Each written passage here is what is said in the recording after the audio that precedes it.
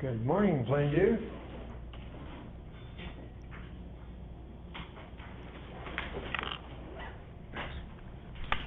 Good morning. Good morning. So they've got two of you guys working now. They were only going to have one. And I screamed and yelled before.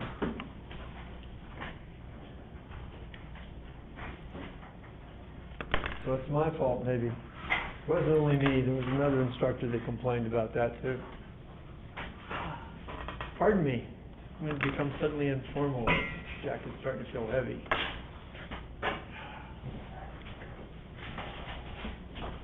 Life has really changed. When I was a kid, gentlemen didn't take their coats off.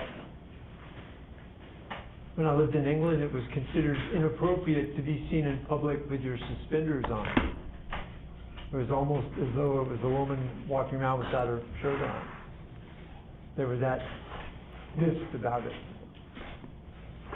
Nowadays, you know, you're lucky if I can walk in here with bib overalls on. In fact, as we go through the semester, I'll start degrading once the first couple of weeks are over with. It's a lot easier to pull on a pair of Levi's and go to school than it is to get all dressed up. Okay, let me see if I can get this thing to crank up. So we talked about a lot of generalities last time. Has everyone found you're finding your way through the Blackboard thing?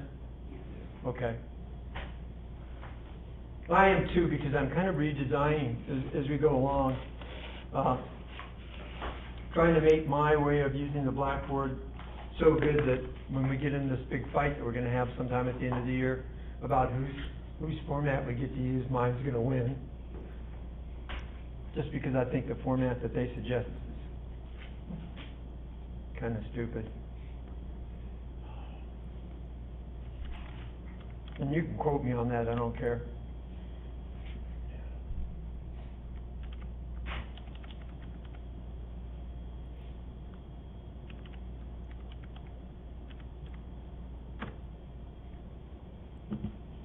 So far, so good. How about this one? Speak to me, baby. Yes! It's working.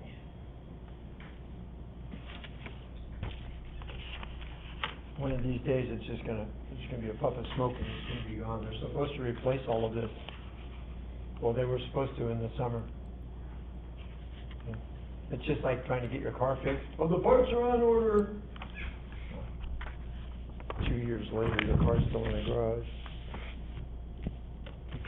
Okay, we're going to get a little bit more specific. I'm going to run through a set of notes, and I'm going to buzz through it, really, not notes, through a PowerPoint, because we've talked about almost all of the things on the first half of the PowerPoint, but maybe it'll kind of reinforce. I'll stop wherever I see something worthy of notice, especially when we're talking about Europe in the beginning.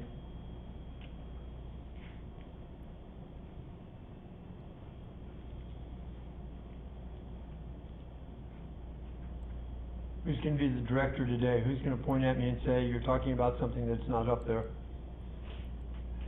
You want to do it? I'll do it. Get brave. I'll do it. All I have to do is point at the screen. I do that. I have a really bad habit. I'll start, and this is, and I'm looking at it, and you can't see it. And everyone just sits there like that, doesn't say a word about it. There are a lot of things in this system that can go wrong without even trying.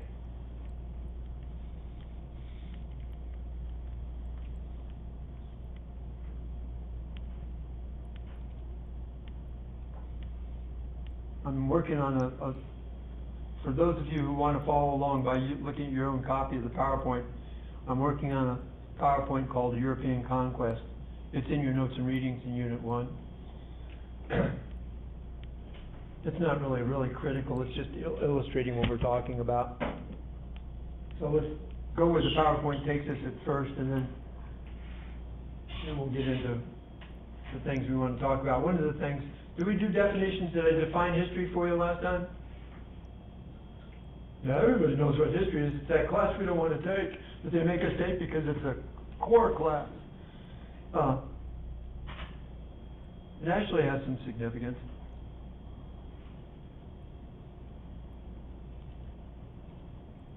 We call it an orderly and systematic study of human activities in the past.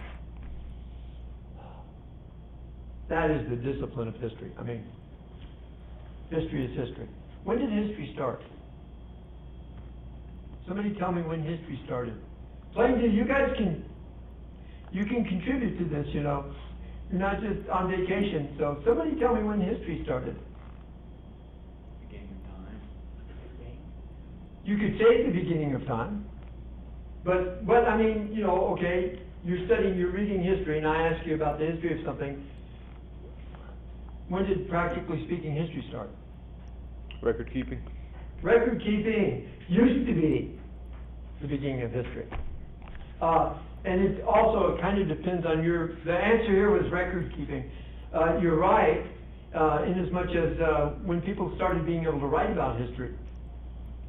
But then we started developing archaeology. We started developing the study of people's traditions, oral history that was passed down. Some of which was, you know, like the origin stories, some of them a little bit hard to accept, like the Vietnamese saying that a giant bird landed and gave birth to an egg, and it split in half, and 50 people went up the mountains, and 50 lived down in the plains, and anyway, that's what I was taught in Vietnam. That's how Vietnam happened. So, but American Indians, every tribe has its own origin stories. And we have our own origin stories too, right? Adam and Eve. You have I'm happy to be a Christian, but sometimes I have a little trouble with the logistics of it all. How did that work out? And sometimes people start popping up in the Bible. Wait a minute, they all came from Adam and Eve. Where did those two come from? You know, so I get a little trouble. I used to get in trouble in Sunday school all the time. You know, go outside and, you know, and say a few Hail Marys and you can come back in. Or whatever, you know. But yeah, we all have origin stories. But somewhere buried in a lot of that tradition, there's an element of truth that you can dig out. And then of course you can dig up people's graves. All of our archaeologist friends are good at that. Whether it's the Pharaoh's pyramid that we're digging into, or whether it's just some poor Hohokam Indian or Mogollon Indian whose grave we dig up. By the way, that's of course a big thing of controversy, isn't it? Because some of our museums of natural history have skeletons, pre-Columbian skeletons, that different tribes are now saying give that back. Of course, that's true in Europe too. Wherever you conquered, you could get all the goodies. The British Museum is filled with stuff that other countries say belong to them. At any rate, the thing about history, the thing about the discipline of history, it has distinct elements in a way. I mean, you find something that you think is related to history. First thing you have to do is find out is whether it's legit or somebody just manufactured it yesterday. Then you have to look at where it fits in history. Then, once you've come to all these wonderful conclusions, you have to put it somewhere where other people can see it. Stop and think about that. I work for the CIA, right? You collect all these arcane facts. You find out, you know, a guy's blood type and what his likes and dislikes are and all that. And you write it in little note cards and you put it over in a corner and nobody can find it. It's worthless. It's totally worthless. True story. I'm sitting in a big room. A bunch of people are graduating from training. CIA. The deputy director of the CIA is standing in the front of the room, getting ready to give his little pep talk. He's already given his little pep talk. We're all drinking a little bit. That kind of relaxed me a little bit. And he says to us, he says, what we need is leadership. We don't need management. We need leaders. And it just popped out at me, and I said, that's why you have all sorts of expensive information piled in corners where nobody can get at it. And the whole table, my table, they all started scooting away from me. Somebody said, there goes your career, Sandy, things like that. But the speaker didn't. He pointed at me and said, give me facts. I don't like generalization. I told him a room in the headquarters building where there was a giant card file with over 1 million cards in it that nobody knew how to get to. And he gave me a job. I got, I think, out of it maybe about $7,000 on top of my salary to go sort that room out. All the other guys were, all getting away from me, and then later on, when they were all kind of, no, I'll bring you in, but he's a little weird, and this big man said to them, I prefer people like that to people who suck up. And then, of course, they all got away from him again. But you need to organize it. Otherwise, we don't know it. I mean, just think of the things that you discover, day by day that you think, maybe I should have known that all along. I didn't have a clue. That's a historian's job, not necessarily your job, but a historian's job. Now, and you don't need to remember all this except maybe one word, and I think I may have spelled it out to you last time, anachronism. There are a lot of fallacies to history. A lot of things where you can go wrong talking about history. An anachronism is probably one of the more subtle things. But anachronism is taking something from one time and inserting it into a time where it doesn't belong. And that gives you a twisted view of what was going on back then. Let's talk slavery.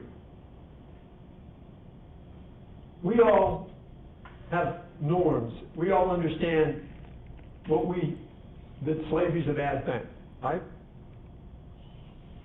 In 1453, the Pope said, slavery's okay. Oops. So how do you judge the people back then when their Pope told them slavery was okay? How do you judge them by our modern day standards? If you try judging them by our modern day standards, you warp your understanding of the history. That's an anachronism. Sticking something from one time in, like the context from one time into another time where it doesn't belong. You didn't point at me. I'm looking at the word anachronism here. You're too busy listening to the story. I'm interested. There it is. There's anachronism. I saw someone trying to write it down. Or not trying. Did you get it written all the way? Yeah. Good for you. Yeah. It comes from Greek. Chrono is time. Anna is against. Another historical fallacy that you hear all the time, probably from your parents and grandparents and other guys in the Marines. They used to call it the old Corps. They talk about the good old days. My dad used to, talk about the old Corps. Now I can talk about the old Corps. It's a totally different time. There's no such thing as the good old days, guys. There's no such thing as the good old days. My thoughts when I was a kid was, I wanted to live on the ranch. My family ranch is out in New Mexico. I wanted to live on the ranch when they didn't have barbed wire fences. So I could ride and ride and ride as far as I wanted to go. What a wonderful time. Except, if I cut my finger, I might die from tetanus. Or if I got a cold, it might turn into whooping cough and I might die because they didn't have vaccinations for that. Or if I got the measles, I'd probably die. Oops. Maybe not such a good time after all.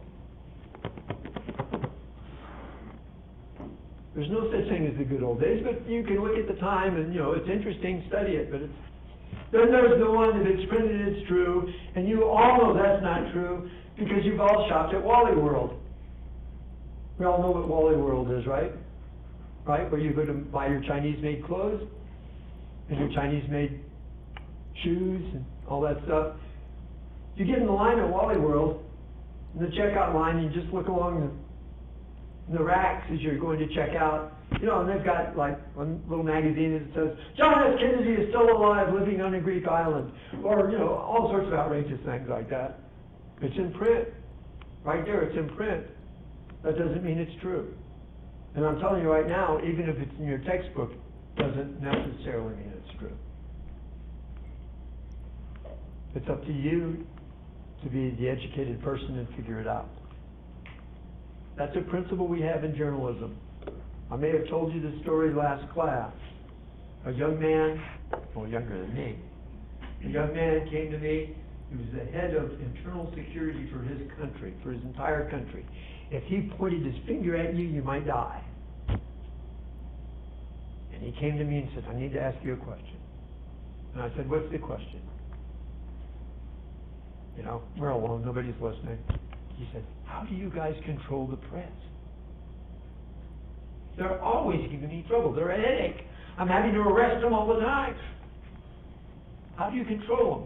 And I said, in America we follow something called the truth will out. They can write any ridiculous thing they want in the press. It's up to us to be educated well enough to figure out that it's ridiculous.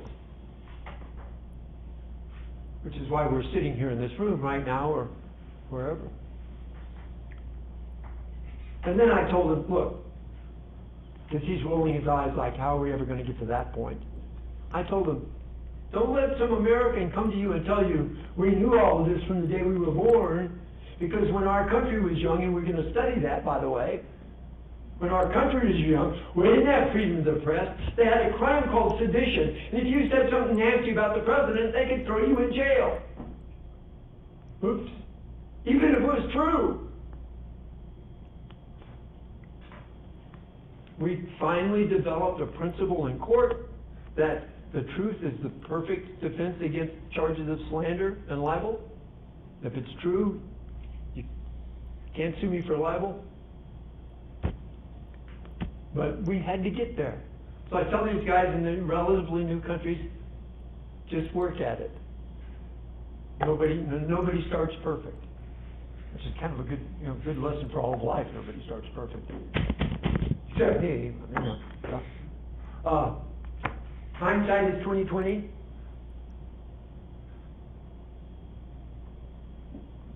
Who is it? One of our famous, most famous journalists, TV journalists, if you can call them journalists, wrote a book about the greatest generation, talking about the World War II generation. And it makes it, he knows better, but it makes it look like we were all totally united all the way through World War II and all of that. That's baloney. That's wrong. It's not true. We weren't all united perfectly. You look back at things and it goes through your colored lenses and you interpret it the way it makes you feel comfortable. And ladies know that hindsight's not perfect. Come on. There's nobody in here with kids yet, right? Okay? If you could really remember clearly how nasty it was having that baby, you wouldn't be doing it again. And yet, I do it again, and again, and again, because our mind tries to filter out the bad stuff. Oh, I'm thinking about boot camp, Marine Corps boot camp. There's no way you can remember how bad it was, but you always remember the funny stuff, and the neat stuff, and the interesting guys. You don't remember the fact that you were wishing about 2 weeks into it, man, I wish I was dead.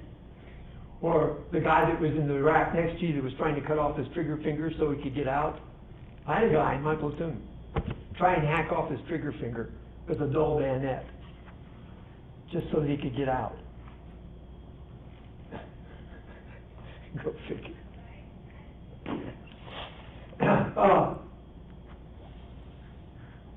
History repeats itself. That's kind of interesting, because we kind of have a feeling it does, right?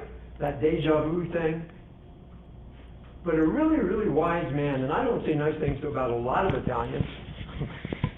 His name is Vico, John Battista Vico. And he said, history is like a spiral. You keep coming back to kind of the same place, but you're really in a slightly different location every time it goes around. And when you get my age, you realize you can never go back. You can't go back to the hometown and find what you expect to find. And Lord knows, you can't go to a reunion and see your old girlfriend. That's not the girl I knew. So he had the idea that it was kind of a spiral. And I kind of like that idea. It's kind of an elegant sort of model for all of that. We'll skip over the fallacy of change having to be progress. There's Pico. Then there's this thing about if it's written down, it's got to be right. You've heard a lot of people say that those who do not learn from history are doomed to repeat it. That's not what he said. They're misquoting him. He said something that was very similar, but subtly there's a difference in what he said. He said those who cannot remember the past are condemned to repeat it. There's a guy named George Santayana. He's a dual citizen, American and Spanish guy. Pretty brilliant. He talks about change and things like that. We don't have time to worry about it. Okay. Getting closer to the gist of what we want to cover. We're never going to finish it this week, obviously. Participants in the Great Collision. What am I talking about? All the people that came together from Africa, Europe, and the Americas. And so what we'll look at first is we'll look at who was there to start with, and a little bit about, then when we look at Europe, we'll look at why did they want to leave. Let's look at the Americas first. I'm prejudiced. American cultures, there they are. Got that memorized? Moving on. Timeline, there's something to memorize too. Moving on. Before Columbus, that's what pre-Columbian means.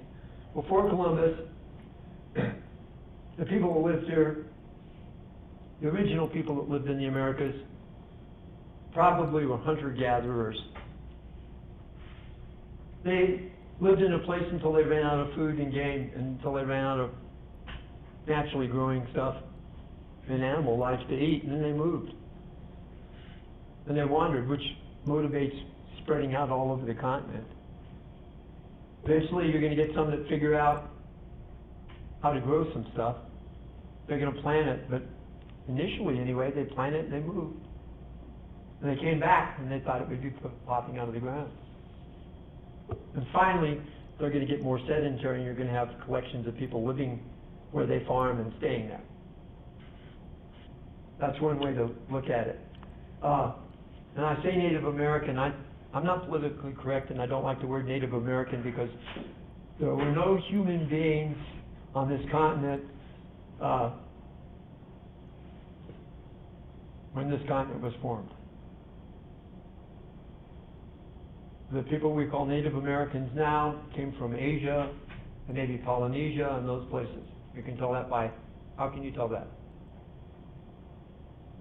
Anybody? We've got the technology to tell it now. What do they check? Come on.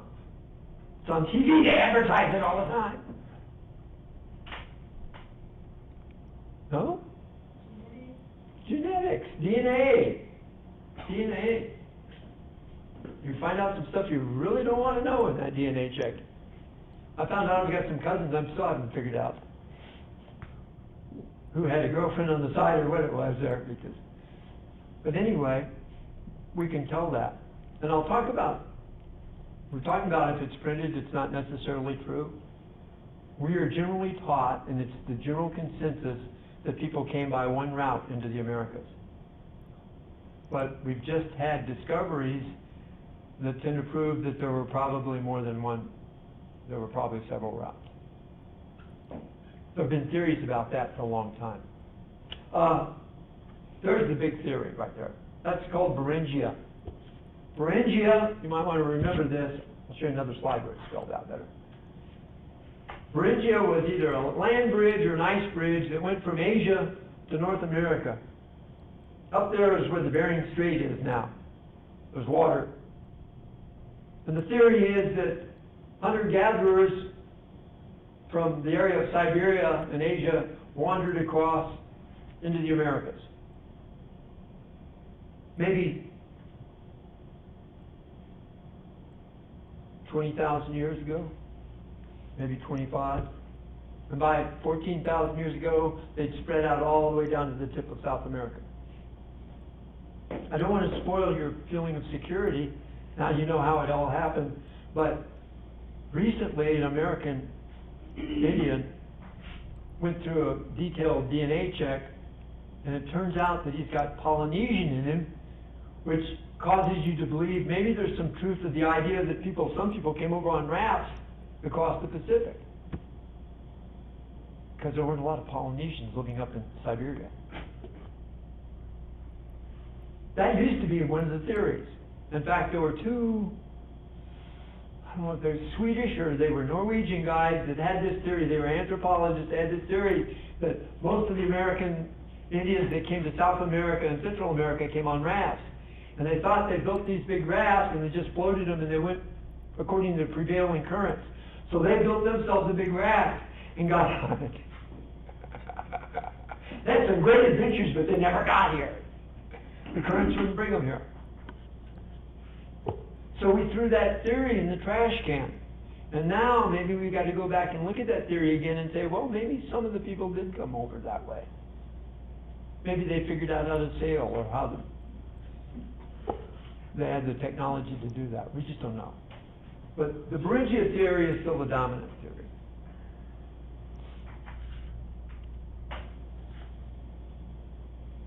Food, climate, and culture. According to this, and I think this came out of the textbook, or another textbook, the idea that maybe the hunter-gatherers, wherever they went, they spoiled where they were, as far as wildlife and stuff. And some of these people theorize that some of the animals that we don't see. Has anybody been to Lubbock Lake yet? You gotta go. I'd have a field trip, but it's not really it's more of anthropology than this. McKenzie Park, the water that runs through there eventually runs into the system of the Brazos. And it's Yellow House Canyon, is what it's called. But if you go up that park right outside the loop, there's a museum there, and they've got like the giant bison and several kinds of animals that are extinct now. And inside that museum's fun to walk through. I don't know if you have to pay them to go through there now or not. But some people theorize that those giant bison and all that were hunted out of existence. Now, I tend to think it was climate change. But that's one theory anyway. About 5,000 years ago, a couple of things happened. One is people noticed that when they dropped some of the grains that they were eating on the ground, sometimes they sprouted out of the ground, and they figured out, hey, maybe we can grow stuff, and started doing it. About 5,000 years ago, people also started domesticating animals. What do you think the first animal was that they domesticated?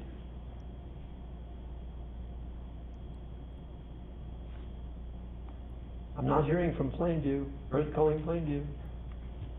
What's the first animal you think was domesticated, Plainview? Don't tell me your husband either.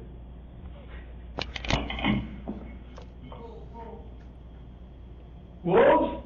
That sounds good. Let's say from the same animal family. Domestic dogs. Whatever. There's wild dogs. We don't see them in America anymore, or they don't exist. They do in Africa. And why did they domesticate them? Why bother? Anybody? Why bother? What? Hunting. It's related to hunting, but not what you're saying. Much more basic. Anybody? Why raise a dog? Not to be a guard, although they turned out to be pretty good guards. They were pretty good to help you hunt. What was the first thing they used dogs for? Say it. Food. You didn't hear. Did you say it out there? She's saying companionship, but I don't think you can hear her. Okay. Well, it's food. They were eating dogs. Yeah, and they still eat dogs in parts of China and parts of North Vietnam and Indonesia. when we lived in Indonesia, we had to make sure to lock our dogs up. Particularly for some reason, they like darker skinned dogs. I don't know why. The Batak people in Indonesia ate dogs. In Vietnam, they have a kind of a secret word to use so that you don't have to say, I'm eating dog meat. Did you see anyone eating dogs in Vietnam? I had people offer me dog meat. I've seen dogs hanging in a marketplace. And Americans just go, "Woo!" like that, about it. American Indians ate dogs, no question.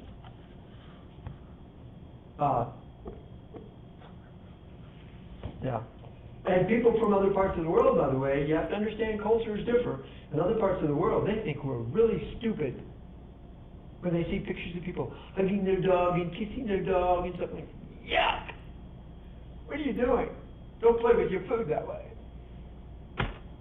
I used to give my wife a hard time. She comes from a part of Vietnam that they would not dream of eating a dog. Don't particularly like dogs, but they wouldn't eat them. And I said, no American would get away with eating a dog. They get lynched or run out of town or something.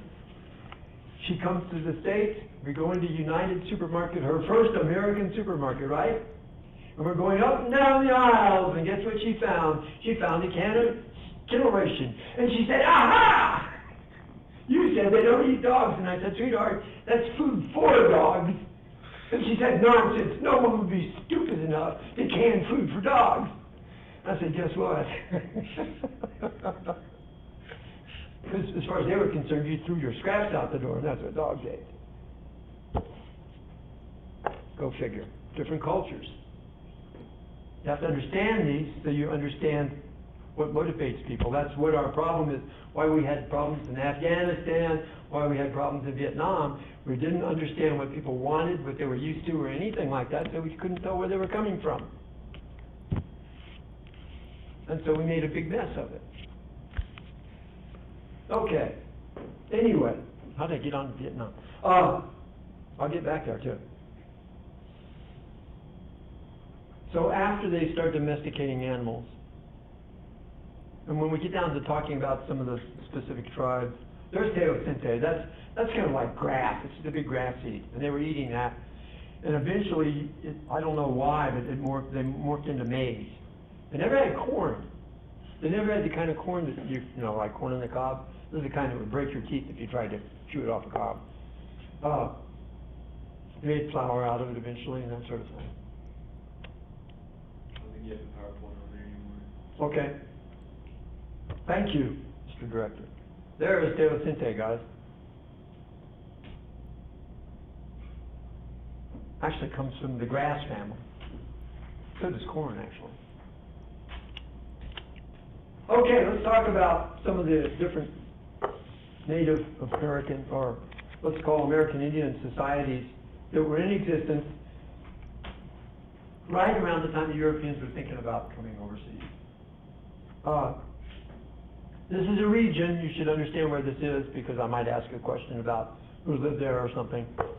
Mesoamerica is a region that includes maybe the southern part of what we now call Mexico, and goes all the way down to where the North American continent joins with the South American continent. So that would be the Isthmus of Panama.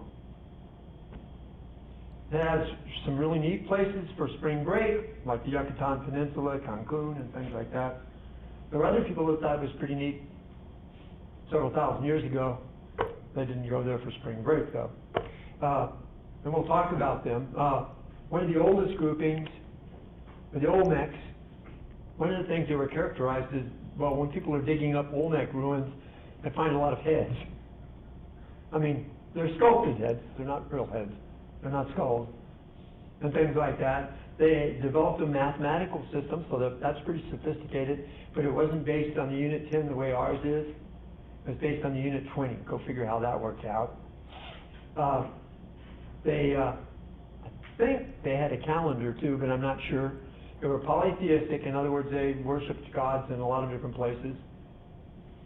I would guess, although I don't know for a fact, that a lot of them were animists.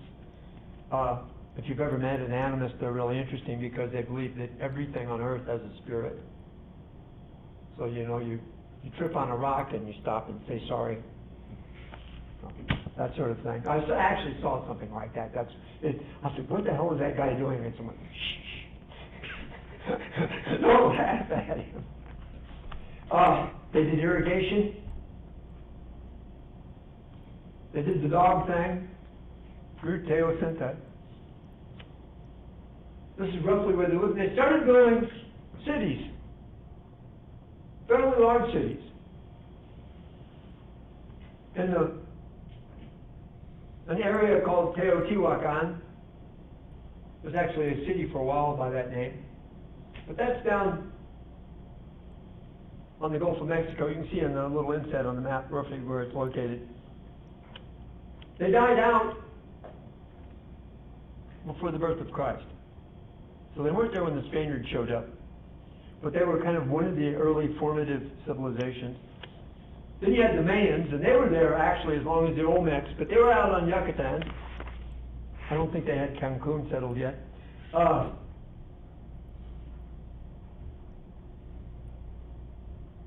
They probably were a really strong civilization, maybe 1,000 years before Christ was born.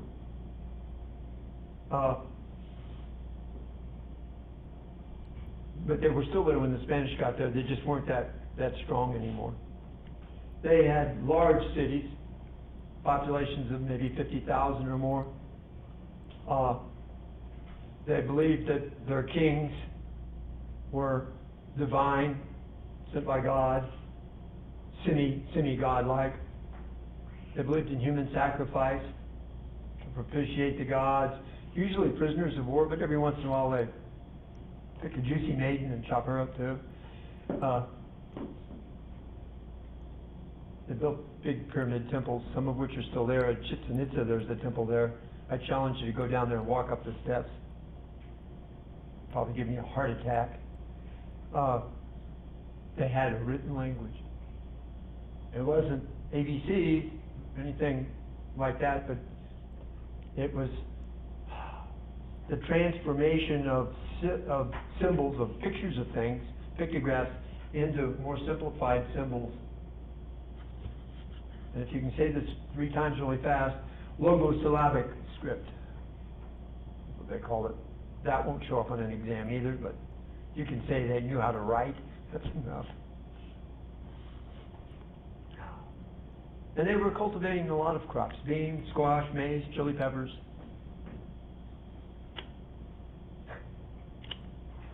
And then there were the Mexicas. And I don't know that they were even one, well, I guess they were one ethnic group, but they absorbed a lot of other ethnic groups until they developed into what we call the Aztecs. And they're going to dominate the whole Central Valley of Mexico eventually. Not initially, but eventually. And their capital city will be in the middle of Lake Texcoco, not in the middle, but in the lake, on a little island, connected to the mainland by causeways. They'll grow some of their food on rafts, on floating rafts. I find that really neat.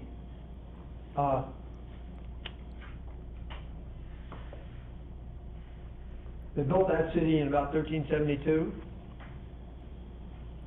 By 14, they were pretty aggressive as a group. So they dominated by strength. They dominated by fear. What does that tell you? If you dominate by fear, what does that create for you? Something you don't like. I like to remind the American government of this every once in a while. What do you create when you dominate by fear?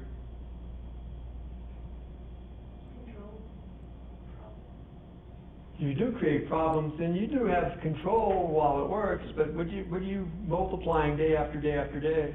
Enemies. Enemies! I worked in Somalia.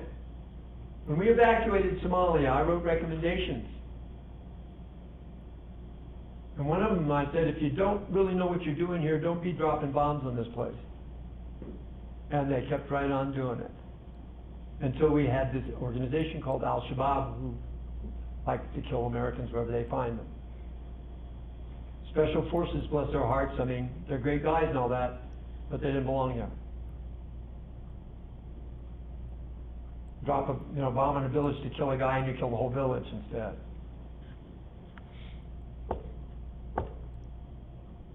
But they gained control of the Valley of Mexico. They had this capital city at Tenochtitlan at its zenith, in its biggest year. They had a population of about 150,000 people. Why is that so outstanding? We've got a lot of cities that are bigger than that. Who came over to civilize them? Teach them the right way of living? The Spanish, right?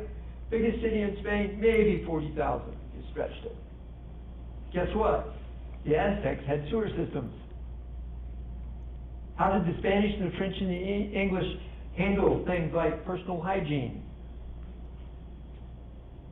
They had honey buckets in their houses, right? And in the morning, the maid's first job was to open the window, out the window. That was their sewage system. You didn't want to be jogging in a big city in Europe. It's just a bad thing.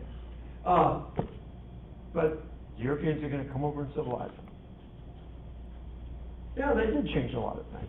Europeans don't like human sacrifice, I think. I don't know. Maybe some Europeans do. Anyway, along the line in about 1440, a fellow by the name of Montezuma, I pronounce it Mont, like it's got an N in it, it's M-O-C. He'll become the leader, and he really, really centralizes power amongst the Mexican people.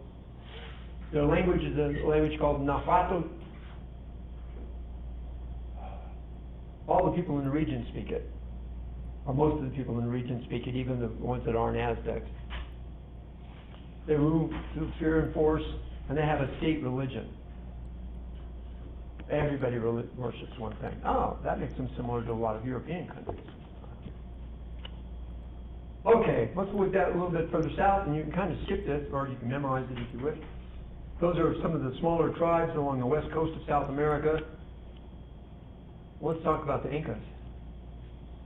Some of those small tribes are all eventually become one, and they're all along the west coast, the northern west coast of, well, not only northern actually, they run from where Peru is now all the way down to where Chile and Argentina are. They dominated that whole area. They had a splendid road system. They built big buildings. They had a lot of rock available because a lot of them were up in the mountains. That's really interesting if you look at National Geographic or anything like that and you see pictures of these things. It's still there. Some at incredible altitudes that you think, how could I live up there?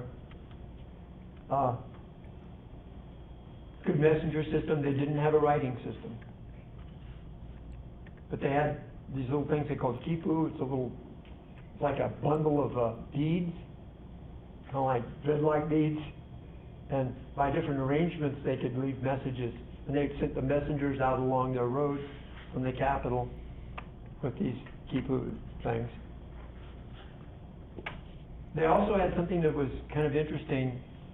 They had a labor tax, and I want you to remember that, so write it down. It's M-I-T-A, mita. And it made sense, especially if you were the king, it made sense to do it the way they did it, because what they did was they would tell villages, you owe us so many days of labor at such and such a time. And they spread it out. That way, no village would die because they didn't have time to grow their crops. By the way, the Europeans tried doing something like that in Africa, but they didn't give them enough time to grow their crops, and they couldn't figure out why the people were all dying. At least the Incas were smart enough to figure that one out. And they did mining, and they did public works, things that the central government needed done. The Spaniards are going to copy it in South America, and they get there, and they get in control of this. One thing that they didn't have, all of these people, we haven't talked about the Americans yet, but the ones in, North Americans, the ones in North America, Central America, South America, one thing they didn't have that the Europeans had, they didn't have wheels. So even though they had this neat road system, it was for foot traffic or for beast of burden. That's another thing they didn't have. What was the only beast of burden in South America before Cristobal Colon and his friends showed up? What was the only beast of burden they had? What was the only animal they had that could carry things? Not counting dogs. What? There were no horses in North or South America.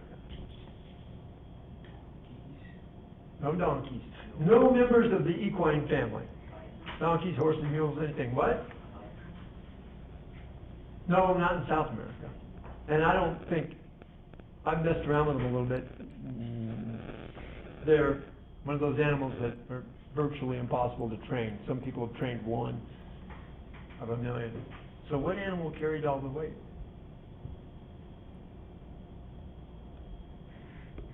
Anybody? We have them up here. Farmers up here keep them because they're novelties. But you see them all over the place. I'm sure there's some living in Lubbock County. My son has a couple in this farm. It's like a mini camel. What is it? The llama. The llama. That's all they had. That's all we had in North America for beasts of burden. Let's look in North America. Out west, the place that we kind of call home, you had 3 civilizations. I call them civilizations. They weren't nearly as big as what was in Mesoamerica. They were living in arid or semi-arid climate, and that was just impossible. Furthest west, you had the Hohokam, down in where Arizona is now, Casa Grande, down in that area. Gila. Not Gila like the cliff dwellings, that's New Mexico. Up a little bit north of them, right at the Four Corners area, Utah, Colorado, Arizona, New Mexico, you had people that we for a long time called the Anasazi. In fact, I still use the word Anasazi all the time. We changed the politically correct name of those people to Ancestral Puebloans. That's a mouthful. I'll tell you why. When our archaeologists started digging up stuff in a more formal way than the treasure hunters were doing before, and they started going to the cliff dwellings and the places like that, their only guides were Navajos. And the Navajos, when they were asked, well, who lived in these cliff dwellings? They said, the Anasazi. And so all the archaeologists started calling them the Anasazi people. They lived up pretty close to the Four Corners area. Chaco Canyon, Mesa Verde, places like that are still there to see. Cliff dwellings, a lot of them. Some of them lived in pit houses, the way the Hohokams lived. They just lived in holes in the ground, kind of. A little bit fancier than that. The reason that the descendants of the Anasazi were probably the Hopi and the Zuni and the Pueblo, different Pueblo tribes. The reason they didn't like the name Anasazi was it meant ancient enemy. Because that's what the Navajos called them. So we had to change the word to be politically correct, and we started calling them Ancestral Puebloans. They had irrigation, so did the Hohokam. They had good roads, so did the Hohokam. A lot of times they lived in cliff dwellings. Perhaps that was because they were threatened by enemies that we don't know about. But they did irrigate. They did farm on the flatlands. They had their own distinctive kind of pottery. Probably because, well, one thing, they did their own designs on it, but the other thing was that the material that you put into the pottery was different in each location. So you can tell the pottery apart. That's how archaeologists figured out who was living here. They said, oh, Hohokam was an Anasazi or whatever. Just looking at the pottery and things of that nature. Down south, you've got the Magallans. And yeah, they had some cliff dwellers too, but a lot of them lived in pit houses. Just like a lot of people out here, you guys realize that a lot of the people that came to Lubbock first lived in what am I trying to say? Dugouts. I know one of my great uncles lived in a dugout out east of Lubbock. That's where you find a roll in the land and you just dig into the side of the hill. That's all they had. Not many trees to build houses from. So they had to figure out how to make bricks and import wood and all that. They ranged all the way down into Chihuahua, Sonora Desert area. Also did irrigation. You don't need to, you can go back and look at all the pictures they grew. Now, east, out towards the Mississippi, we've got cultures that live along rivers. Why is that important? Transportation, food, and all those things.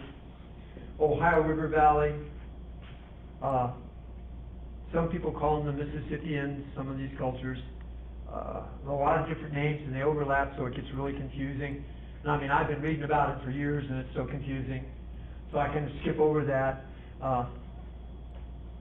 Most of these civilizations, as they were smaller than the Hohokam and the Anasazi and the Mongolian, so they were much smaller than the people down in Mesoamerica and South America.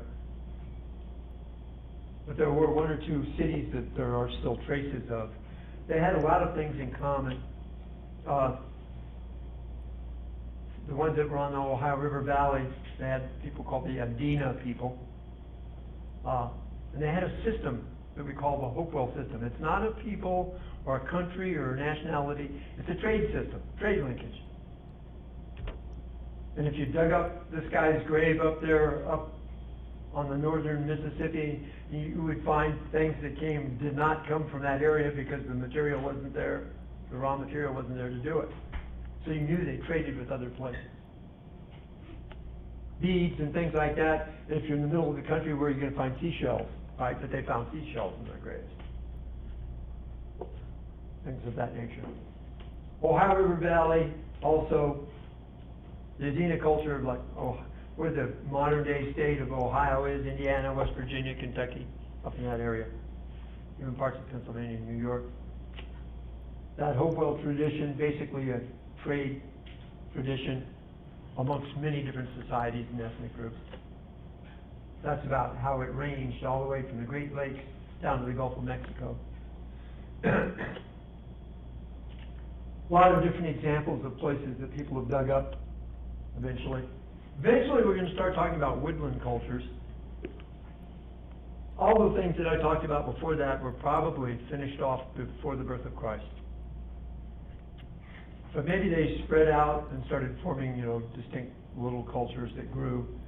But the woodland period went from about the year 1000 BC to maybe the year 1000 AD. What do you guys learn in school? Do they still teach you BC and AD? They tried to make us stop doing that. Why? Because it comes from the Gregorian calendar, which is Christian. Oh, we can't have religion in schools. So they invented a whole new thing. It's the same calendar, but now it's divided into before the Common Era and the Common Era. They did that to confuse old people like me. That didn't confuse me, it irritated me. Eastern woodland cultures got all the way to the shores of the Atlantic. Smaller groups. No big giant cities for the most part. Down in the Mississippi Valley, some woodland people. One example of a big city was Cahokia. I'll show you. You can read all that stuff if you want. Cahokia was across the river from East St. Louis. On the where East St. Louis would be. Wasn't there then. One thing that most of these woodland people or Mississippians, whatever you want to call them, did, they had big burial mounds. If you don't believe it, look at the one at Cahokia. If you look at it carefully, there's a guy standing on the top of that mound. That gives you an idea of the scale we're talking about. And I know they were all over like New Jersey and places like that, because back before they were protecting these things by law, people would dig them up and get arrowheads and pots and stuff like that out there. They'd be a souvenir to put in the house. I had one aunt who had, 500,000 arrowheads. Her house is a museum. When she died, they just turned it into a museum, but let's stay there. Then someone came and bought out the arrowheads. But there's Cahokia. And one of the big ways that the archaeologists found out things about these different civilizations was to dig into these mounds.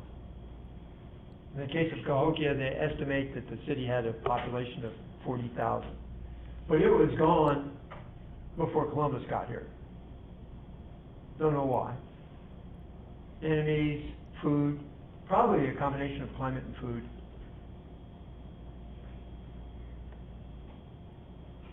The Pueblos out west, and the Zuni Indians and all that, they don't believe that the so-called Anasazis died out. They believe they spread out, and they believe that they are all descended from them. And I'm willing to guess that these concentrations of life in the east did the same thing. They spread out. Sometimes they were afflicted by disease, but the real big disease problems aren't going to happen until the Europeans show up. And these guys are already gone by then. At least they're dispersed. Got that memorized? Moving on to the next slide. One thing I want you to remember out of all of this big mess about the Indians. Their culture was just totally different from the European concept. You didn't have central government powers. You didn't have elected leaders or even hereditary leaders or any of that. Almost all Indian tribes worked on the general idea of consensus. And if you found you couldn't agree with what the other people were saying, then you left. If they wanted to go to war and you thought, nah, not for me, you left. They had no concept of owning land. They had ranges, right, where they wanted to be dominant for hunting and things like that, and they would fight for that. But individuals didn't own land. Which makes you wonder, you know, when the people came there and paid them stuff to buy Manhattan and all that, who were they paying? Some guys go, oh, if you want to give me that stuff, sure, you can have the land. It's not mine anyway. The Europeans did the same thing, by the way. Kings and queens of Europe gave land in the Americas to people who went and settled there. How did they get the land to give it away? How did it ever belong to them? So they gave it away. It's a good deal, you know. You might consider that, you know, for a living, if you can just, like, I'll sell you this building. Cheap. Give it to you for $1,000 cash. You can have the building. Of course, I don't own it. That's the same principle. So the Indians must have thought those white guys, boy, are they weird. Right? They're buying something from me I don't own. We eventually taught them about land ownership, but it wasn't a concept that they had. What we know about them, a little bit of what we know about them, is by things like language families. And what you see up on this slide, Hurons, Wyandots, you can call them whatever you want. They had several different names. Let's call them Hurons because it's easy to spell. They spoke a language called Iroquoian, that we call Iroquoian, they didn't call it that. They lived up around the Great Lakes, southern Ontario area, near Lakes Ontario and Erie. Down a little bit further south, but still up in the New York, western New York area and that area, along the bottom of the Great Lakes and further south, was another group of Iroquoian-speaking Indians. One of the parts of their cultures were that they fought each other. And part of fighting each other was to control territory and things like that. Part of it was to steal women. Part of it was for young men to prove that they were manly. It was part of their culture. And the southern Iroquoian-speaking Indians were having trouble with the Hurons, and they looked at each other and said, why are we fighting each other and killing each other? We've got this enemy to worry about up north. Let's bury the hatchet, so to speak. And they did. They formed a council. It was around a particular tree. It's kind of like the Americans and their Liberty Tree in Boston. And they agreed not to fight each other and to discuss with each other about things that they did as a group. Still, they're by consensus. So nobody can force somebody else to go along, but by consensus. And they became the Iroquois League. They were actually started out with 5 different tribes, and I used to be able to name them, and I can't. I've got them here somewhere on one of the maps. In fact, I think on that map, if you look really carefully right up here, those are the 5 tribes that are the Iroquois League. Got that memorized? Okay. Let's go to Africa. What the heck? we'll finish Africa off. We'll get to Europe maybe if we're lucky. I'm not going to show you much about Africa, except some geography. Those two red arrows point to two major rivers. The northernmost is the Niger, the southernmost is the Congo. That's where most of the slaves came from, in between those two arrows. Who provided the slaves? Do you think a European went ashore and started grabbing people? Probably not very healthy. How'd they get slaves? Anybody? Any idea? They bought them because the Africans already had slaves. What was the rationale for having slaves? The same rationale that the Greeks and the Romans had and all these people back in history had. Well, one of the rationales was, I beat you in a war. So now you got to do what I want. It's kind of like playground mentality, you know. I beat you up, now carry my books. Right? Aside from that, human attraction, like the Barbary pirates, way before we're going to talk about them. We'll talk about them when Thomas Jefferson's president. They used to go as far up as Norway. They had a market for blondes. The Arab guys to this day loved blondes. And of course they didn't have a whole lot of blondes around on the Arabian Peninsula. So you could kidnap a bunch of blondes up in Scandinavia, bring them back down, make a killing. And the Chinese had slaves. Basically because you can dominate them. Whether it's kidnapping or whatever. We now call it what? Human trafficking. Oh yeah. Well, the Africans, you know, white guy comes and says, hey, give me some of those slaves. And the king says, well, and yeah, you pay me for them? They're eating a lot of food. They're expensive to keep around, man. Yeah, how many do you want? What you got that I need? And so you start having a trade. And by the way, over the years in Africa, most of the kingdoms in Africa became dependent on the slave trade. So when the slave trade comes to a screeching halt in the 1830s, all their economies collapse. All because the Europeans wanted to buy these people. Now, why did the Europeans want to buy them? Well, the ones on the Iberian Peninsula, English people had serfs. They were almost slaves. They were people that were tied to the land, mainly so they could live. But they weren't really slaves because they could get up and leave. On the Iberian Peninsula, you had a war going on for almost 800 years. The Reconquista, they call it. I think that's a little bit of a funny term. Reconquista implies you're reconquering the area, but I don't think they ever controlled the area to start with. So how it could be, well, traditionally they did. They're driving the Moors, the Islamic people, off of the Iberian Peninsula, and when you're in a war, involved in a war like that, you're going to have POWs. Now believe me when I tell you that in the middle of all this, there were lots and lots of white European slaves on the Iberian Peninsula. The Arabs had European slaves. They made good oarsmen on galleys. So it wasn't a racial thing. It was whoever I can dominate kind of thing. The Portuguese are going to start running out of slaves because their part of the war kind of ends, and then they're going to have to go looking for them because they got used to having them. Now, I have trouble comparing, this is a good kind of slavery, that's a bad kind of slavery, that kind of thing. That sounds kind of stupid. But some people do. If you're this kind of slave, it's okay. It's a good life, you know. It's that kind of slave. If you're a slave, you're a slave. That's what I'm concerned.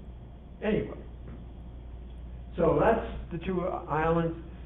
We'll come back and look at this map. The red lines are Portuguese explorations. And that lists some of the countries that existed. But the situation in Africa was slavery was the result of war usually.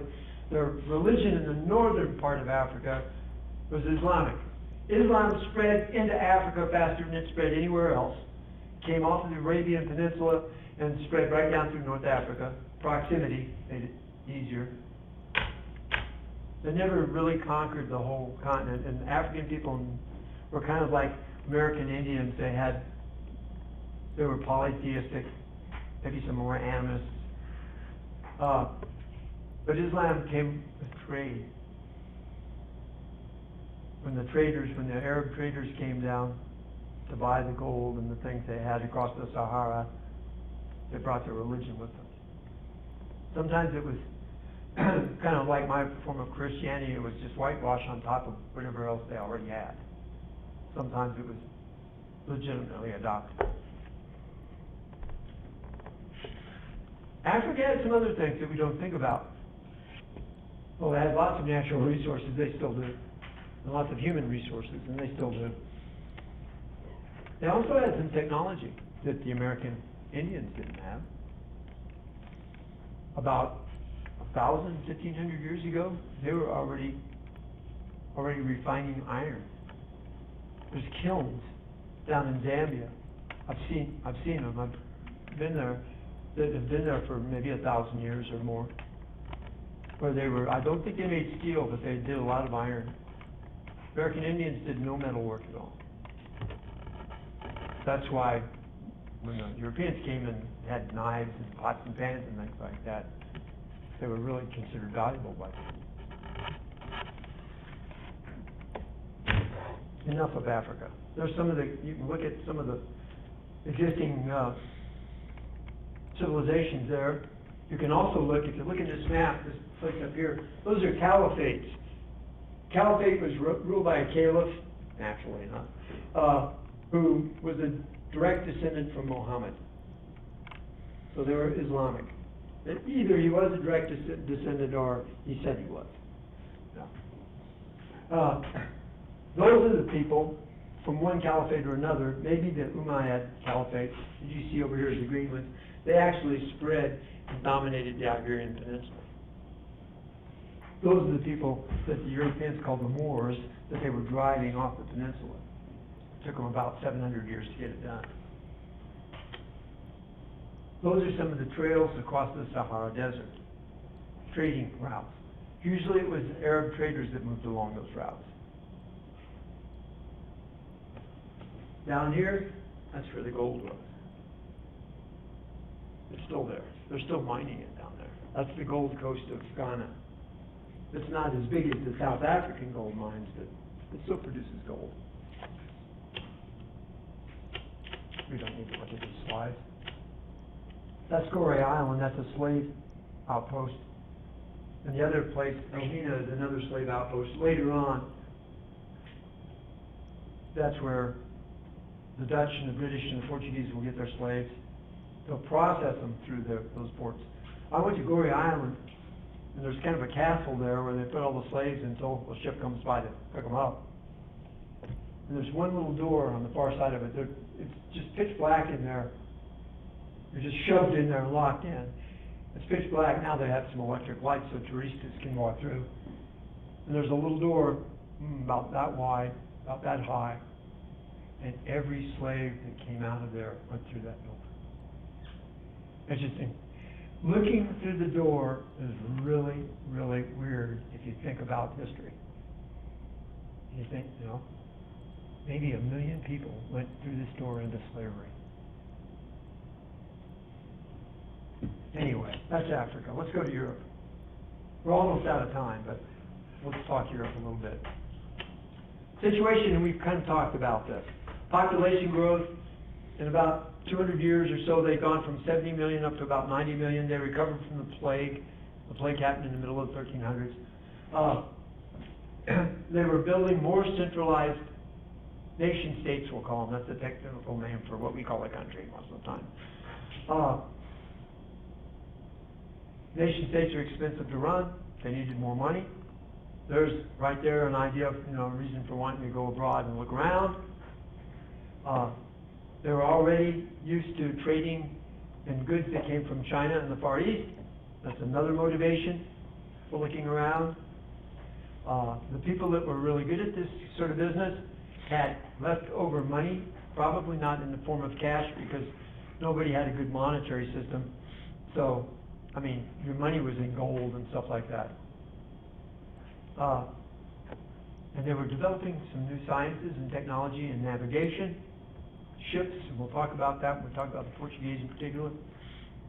And another thing happened that's not mentioned in these notes anywhere, and that's that they were so used to getting this stuff from the Far East, and when the Ottoman Empire, which was kind of the last caliphate, when it started expanding, they blocked off the Mediterranean. These guys were all going across the Mediterranean to go overland into China. Suddenly, doors shut. So the people that were used to doing this trade were looking for another route.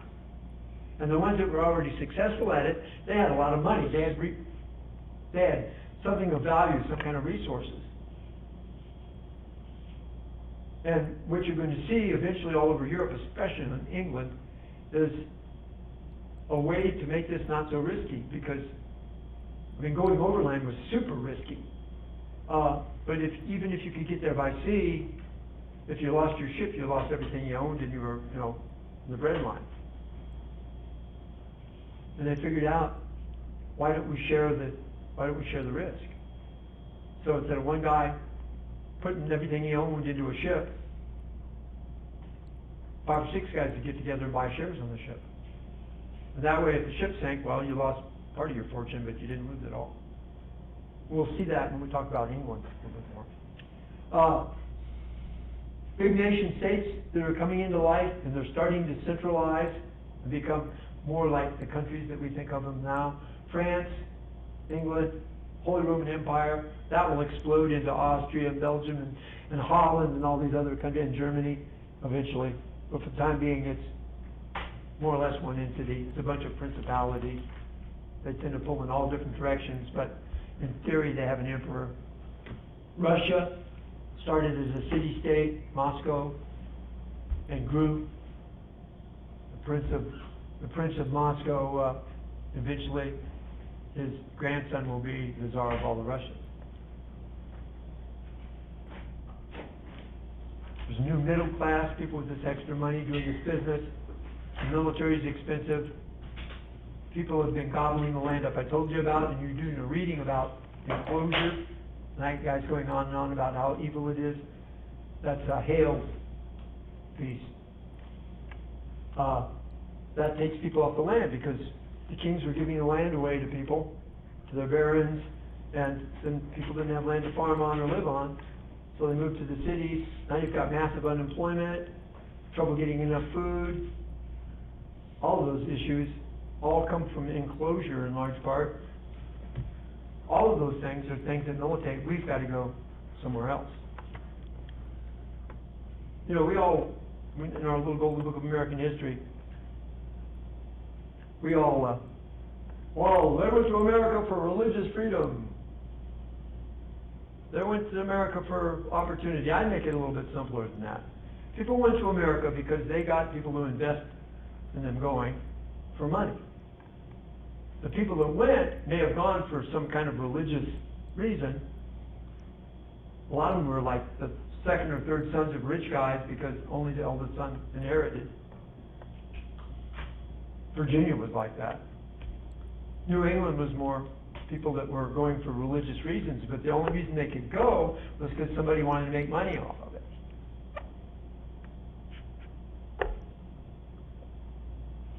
So, they're ended the week for us. I haven't put Unit 2 up where you can see it. You may be able to see it, but don't worry about it. But do the, if you haven't done the readings, those 3 little readings, do them, and then try the quiz out. Theoretically, it's supposed to be done by midnight Friday. The texts hate me because I say midnight. The reason they hate me is if the system doesn't work, you call the text up and say, why doesn't the system work in the middle of the night? And they don't like that. If you have a technical problem like that and you're in a panic about turning something in, call me. I'm an old man. I don't care if you wake me up. Or send me an email because I'm online and I'll see it.